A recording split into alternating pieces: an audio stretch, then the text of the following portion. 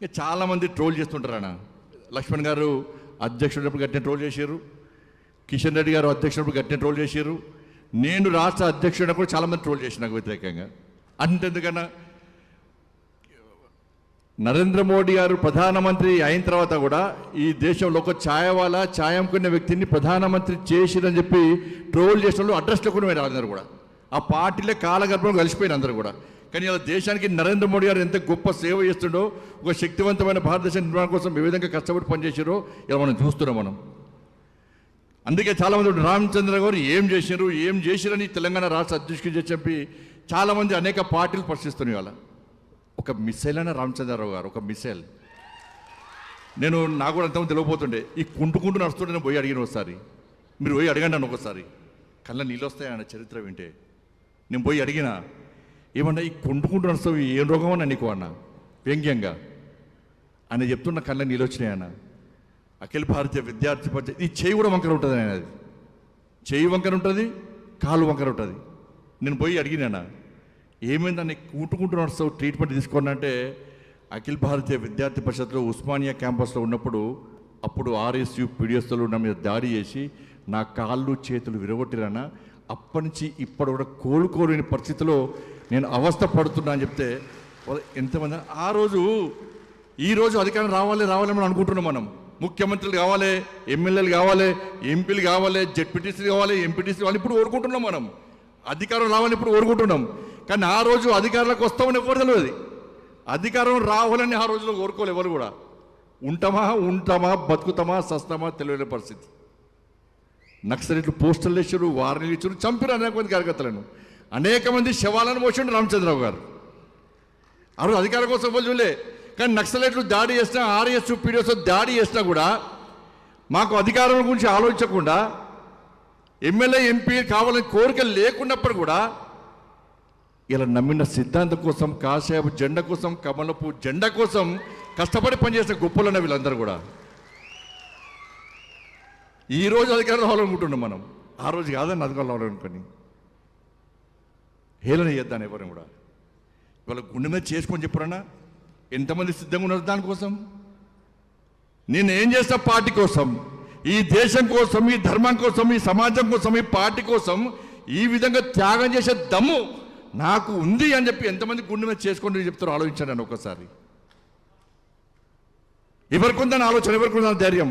ఒక్కసారి నక్సలైట్ పోస్టర్లు ఇప్పుడు వేస్తే మూటా ముళ్ళు జరుపుకొని దుబాయ్కి, మస్కట్కు, అమెరికా పారిపోయేటువంటి మనస్తత్వం ఈరోజు సమాజంలో ఉంది వాళ్ళ. కాబట్టి కమిట్మెంట్తో పనిచేసే వాళ్ళకు పార్టీ గుర్తింపు అనే విషయాన్ని మరొకసారి ఇలా జాతీయ నాయకత్వం గుర్తు చేసింది. అన్నారు రాష్ట్ర అధ్యక్షుడు కావాలని కోరుకోవడం ఎలాంటి తప్పు లేదు, ఎవరైనా కోరుకోవచ్చు.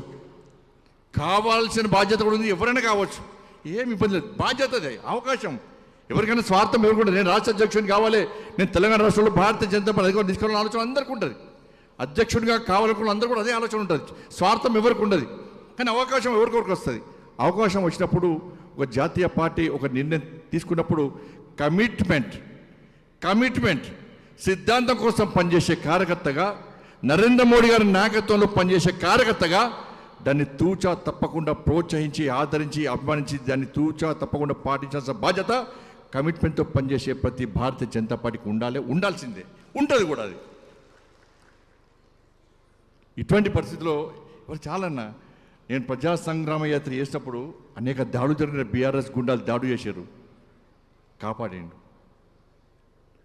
కొనుగోలు కేంద్రాలు రేపు రాళ్ళ దాడులు జరిగినాయి, కాపాడి కార్యకర్తలను. యుద్ధం చేసినప్పుడు, ఆందోళన చేసినప్పుడు అనేక మంది జిల్లా అధ్యక్షులతో పాటు ఒక్కొక్క జిల్లా అధ్యక్షుడు 30 కేసులు ఉన్నాయి. కార్యకర్తల మీద కేసులున్నాయి. కేసులప్పుడు అనేక మంది హైకోర్టులో బెయిల్ ఇచ్చి కాపాడిన రామచంద్ర గారు ఒక్క రూపాయి తీసుకోలే. రామచంద్ర గారు సుప్రీంకోర్టు, హైకోర్టులో ప్రాక్టీస్ చేసుకుంటే రోజు ₹1,00,000 సంపాదించుకోవచ్చు. అనేక మంది కార్యకర్తలను కాపాడినటువంటి మనస్తత్వం వారు. చివరకు నన్నూరు బీఆర్ఎస్ పార్టీ జైలుకు అంతా కూడా నాకు హైకోర్టు కరీంనగర్ జిల్లాలో బెయిల్ రాకుంటే హైకోర్టు ద్వారా బెయిల్ ఇప్పించి నన్ను బయటకు వచ్చిన వ్యక్తి రామచంద్రరావు గారు అన్న. ఇటువంటి ఆలోచనతో ముందుకు సాగేటువంటి కార్యకర్తలకు ఎప్పుడు ప్రోత్సాహం ఉంటుంది.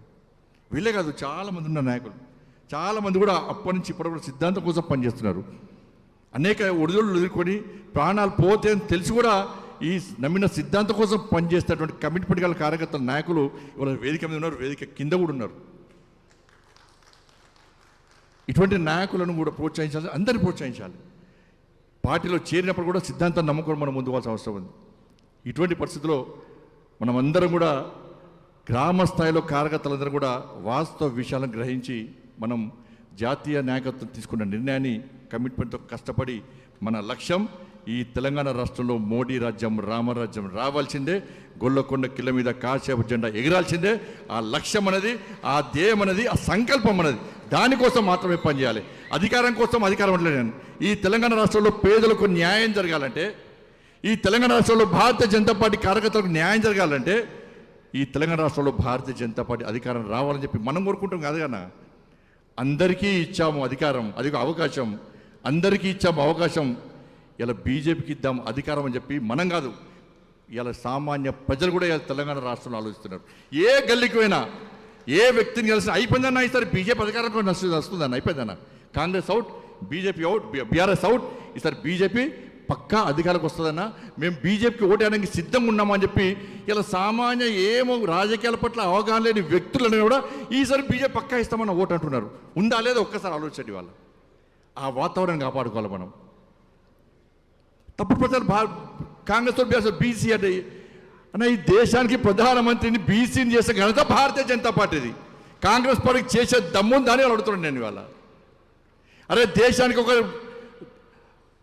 ట్రైబల్కి సంబంధించినటువంటి ఒక మహిళను రాష్ట్రపతి ద్రౌపది ముర్ముని రాష్ట్రపతి చేసిన ఘనత భారతీయ జనతా పార్టీది. ఒక దళిత వర్గానికి సంబంధించినటువంటి రామ్నాథ్ కోవింద్ను ఇవాళ రాష్ట్రపతి చేసిన ఘనత భారతీయ జనతా పార్టీది. ఇవాళ తెలంగాణ రాష్ట్రంలో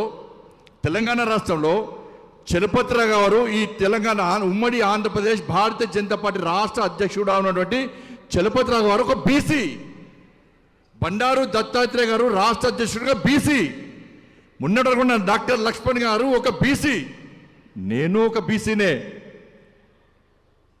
ఇలా బీసీలను విస్మరించడం చెప్తున్న కాంగ్రెస్ పార్టీ ఎంతమంది బీసీలు చేసింది?